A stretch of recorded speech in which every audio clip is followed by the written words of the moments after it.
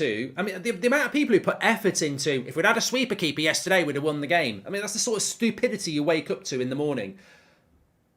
The Glazers will stop Man United being successful. Doesn't matter. Anything else is irrelevant. That is why we won't be successful. But on Ten Hag, I'm waking up to people this morning going, people are already turning on Ten Hag. My name is being mentioned on turning on Ten Hag. And I'm like, hold on a minute. Did I wake up in a dream and start slagging him off on Twitter?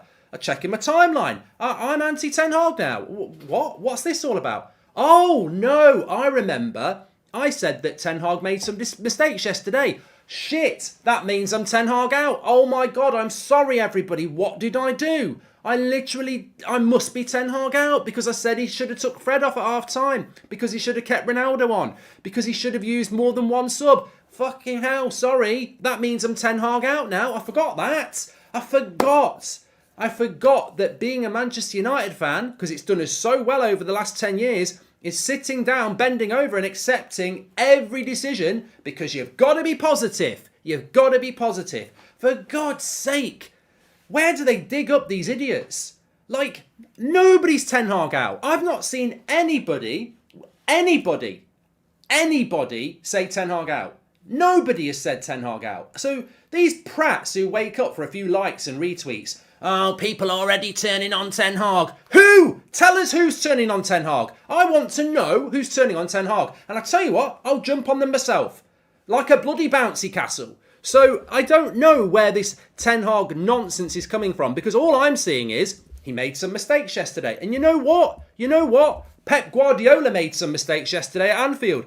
Man City fans, get the banners out. Pep out. It's the same old shit with Cancelo. Cancelo's shit because he made a mistake yesterday. He's the best left back in the world, in my opinion. He made a mistake yesterday. Guess what? People make mistakes. And Erik Ten Hag, as I said at the start of the season, before a ball was kicked, he's going to make mistakes. He's never managed in this league before. And he's taken on the worst squad Man United have ever had in Premier League history. God, he's going to make mistakes. And we have to expose those mistakes, and we have to discuss why those mistakes happened. It doesn't mean you're Ten Hag out. We will never progress as a football club if we have idiots in the fan base who start calling. I had this last week with Bruno. Apparently I hate Bruno and I'm starting an agenda. Oh, the only agenda I've started with Bruno is telling everybody we needed to bloody buy him in the first place. And all I've said about Bruno is, and it was proved again yesterday, if you think that's good from Bruno, you're a bloody fool. Bruno is way better than that. And he's not played well for 6 months. So I will call Bruno out and say he's not playing very, very well, because he's not playing well. He's playing bang average. He's nowhere near his best. That is called appreciating what Bruno... Like, you've got to call it out because you've got to have standards. I have not got any agenda against any Man United player. I just know we're nowhere near where we need to be. And that is down to individual performance. And it's also down to the fact that Erik Ten Hag's job is ridiculously hard. It's very, very hard. Lars has just gifted a membership. Morning, Mark. How Ronaldo scores 20 plus goals last season without service this season is just weird, mate. I'm confused, says Mikael Roach. Well, a lot of Ronaldo's goals last season were just purely out of individualism, wasn't it? If you go back through those 18 goals, I think you make a good point. But I can think of 6, 7, 8, 9 goals that Ronaldo scored yet last season that were basically out of nothing. You know, I mean, 2 off the top of my head. Atalanta just threads it through the eye of a needle. Spurs, couple against Spurs. Yeah, the service we create, and I'll come to that point because I've got a very good point to make about that. But if you are thinking about being anti-Ten Hag, and I genuinely think I'm talking to nobody here, but if there is any United fan thinking Ten Hag might not be the right manager, and the only people who are thinking that is probably in the media because they wanted Poch, I don't know of a United fan that isn't behind Ten Hag. You can back the manager and still say he made mistakes because that's part of growth. That's part of development.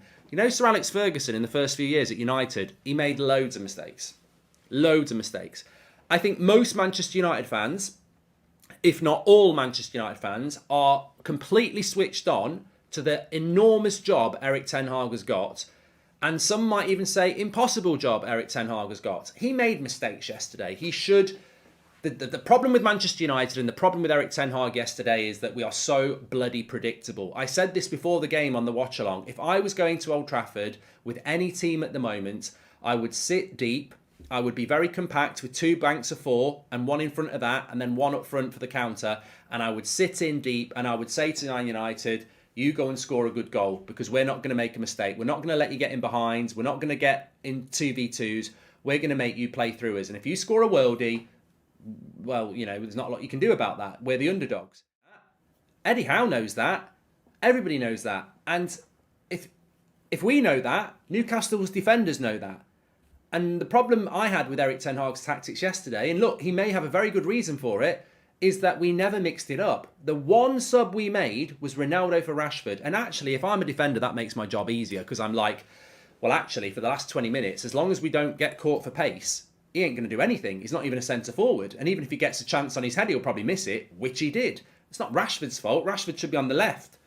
So for me, what Erik Ten Hag should have done in the last 20 minutes is make Newcastle defenders think. And we didn't. We kept doing the same thing. So I think that was a mistake. But I'm 100% behind Ten Hag. He needs another 500 million for a start. He needs another 7 players. He needs to sell another 7 players. We are right at the start of the story here. If people think we're going to play tiki-taka football and be up there at the top of the league, you're having a laugh.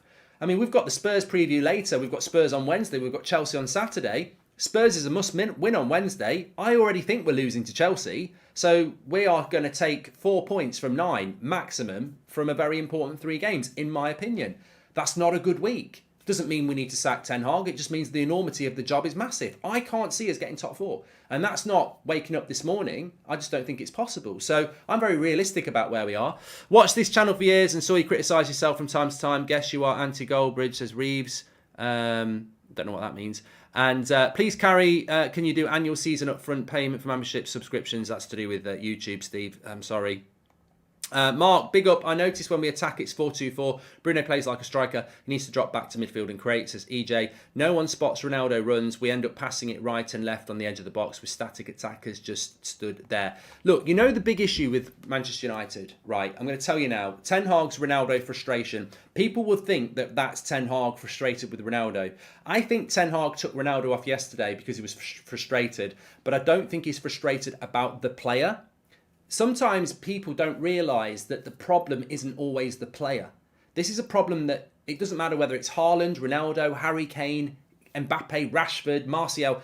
It's happened to Cavani, it's happened to Ronaldo, it's happened to Martial. It's been happening for 3 years.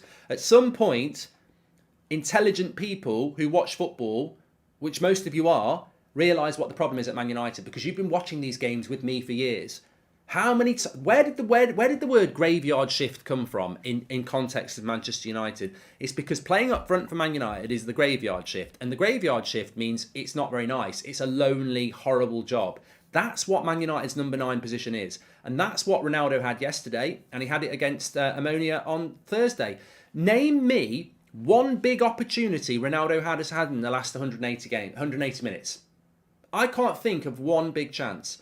The big chance that fell to the number 9 across those 2 games was Rashford's in the last minute yesterday. So we've created one big chance for our striker in 2 games at home.